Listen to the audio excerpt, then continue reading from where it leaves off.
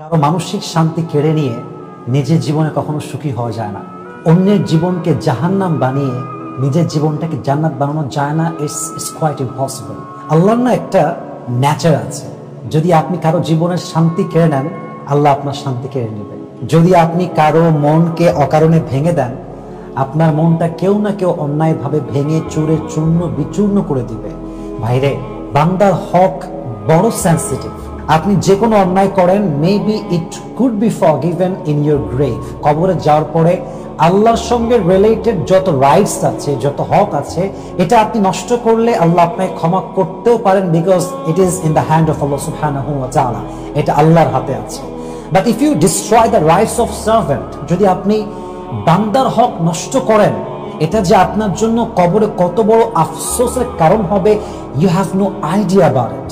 কবরে যাওয়ার পরে যে কোনো গুনাহ মাফ হতে পারে, বাট আপনি যদি কোনো বান্দার হক নষ্ট করেন, কারো জীবনকে অশান্ত বানায় দেন, কারো জীবনকে জাহান্নাম বানিয়ে দেন, কারো জীবনের খুশি কেড়ে নেন, কসম আল্লাহর কসম করে বলছি, যতক্ষণ পর্যন্ত সেই বান্দা আপনাকে মাফ না করবে, ক্ষমা না করবে, আপনার এই গুনাহ কখনো ক্ষমা হবে না। সো প্লিজ কখনো কারো মনের শান্তি কাড়বেন না।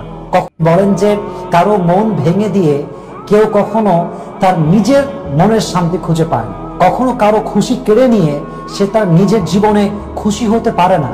এবং আল্লাহ যখন দেখে যে আমার একজন বান্দা, সে অনেস্ট, সে লয়াল, সে কারোর সঙ্গে চিট করছে না, কারো মন সে ভাঙছে না, কাউকে আযাব সে দিচ্ছে না, কারো মনের অশান্তির কারণ সে হচ্ছে না, অথচ প্রতিনিয়ত তাকে মানুষ কষ্ট দিচ্ছে, তাকে মানুষ আঘাত দিচ্ছে, একটা সময় গিয়ে আল্লাহ তাআলা সেই বান্দার সামনে সবার চেহারার যেই মুখোশ আছে এটাকে রিভিল করে দেয়, এটাকে উন্মোচিত করে দেয়, এবং সে বুঝতে পারে কে আমার আপন, কে আমার পর।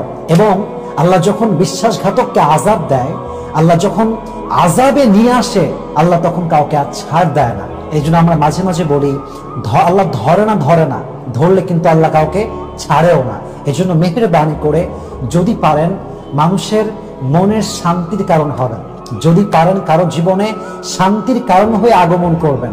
কারো জীবন নিয়ে খেলবেন না, কারো বিশ্বাস নিয়ে খেলবেন না, কারো ভরসাকে ইস্যু করে ব্যবসা করতে যাবেন না। মাথায় রাখবেন, কেউ না দেখলেও আল্লাহ আপনাকে দেখছেন।